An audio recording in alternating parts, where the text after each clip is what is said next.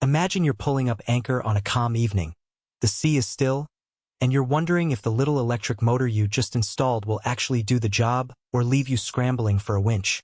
That moment of doubt is exactly why I wanted to break down the Lewmar 12V/1 000 V3 Gypsy windlass before you spend a few $100s on it. Link is in the description if you want to check the product details on Amazon, and I'm going to walk through what you really get when you mount this on a 40 to 50-foot sailboat. First off, the hesitation most people feel isn't about the brand. Lewmar has been a staple in marine hardware for decades, but about matching the windlass to the boat's anchoring habits. If you've ever tried to pull a 12-pound anchor chain by hand and ended up with a sore back, you know the practical risk of buying the wrong size. The V3 Gypsy promises a 2,260 pounds pull rating, which sounds generous, but you have to ask, does that translate into smooth, repeatable lifts for the typical cruising anchor you'll be using, or is it just a headline number that doesn't account for the wear on a small 12-volt system? The V3 sits in the compact electric windlass niche, aimed at sailboats that can't afford a bulky hydraulic unit, but still want a powered pull. In that space, the main trade-off is between size and power.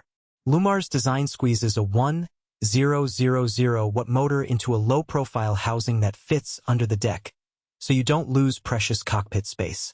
For a 40-foot cruiser that already has a modest engine and limited battery capacity, that compactness is a real benefit. You won't have a protruding box taking up room for a cup of coffee. Installation is where a lot of the hidden headaches appear, and Lewmar tries to keep it simple. The kit comes with everything you need for a low-profile fit: stainless steel FastFit brackets, a pre-wired 12-volt harness, and a set of mounting bolts that line up with the typical chain locker layout on boats of this size. In practice, most owners report that you can bolt the unit in place, connect the harness, and be ready to test within a single afternoon. The real advantage is that you don't have to fabricate custom brackets or run new conduit through the cabin, which saves both time and the cost of hiring a marine electrician.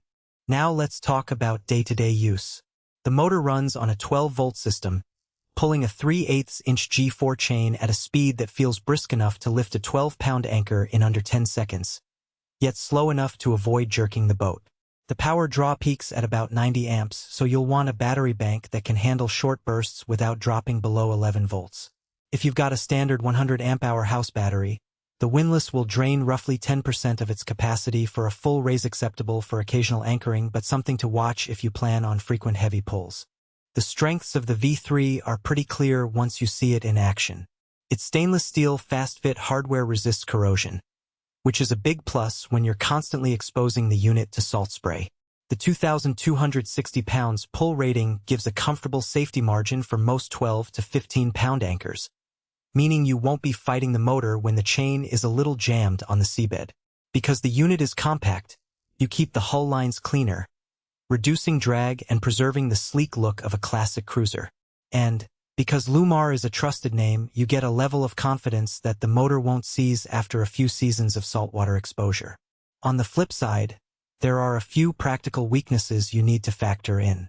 For everyday use, the biggest question is not just whether Lewmar 12V/1 000 V3 Gypsy only for electric power/sailboats 40 feet minus 50 inches, with stainless steel FastFit, fits 3/8-inch G4 chain, max pull 2,260 pounds. 202-020-1230 has impressive specs, but whether those specs match the way you actually plan to use it.